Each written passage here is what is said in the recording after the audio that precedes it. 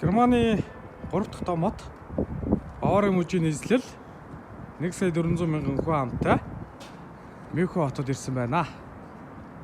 За Мюнхен хотод 1972 оны зуны олимп зохион байгуулагдсан. Бид бүхэн 210 метрийн өндөрт байрлах Олимпиа цамхаг дээр гарч ирсэн байна. За эндээс та бүхэн Мюнхен хотыг ерөнхийд нь харж иж болно. За мөн тэр цаан сүндэрлэн харагдах алдарт Альпийн нурууг та бүхэн харж байна. Швейцар, Австри, Герман зэрэг одоо нутгийг дамнан орчих. Ийхүү алдарт Альпийн нуруу өсөн засан өмсгөлөө одоо өмссөн байна. За өнөөдөр Мюнхен хотод нар жаргаж байна.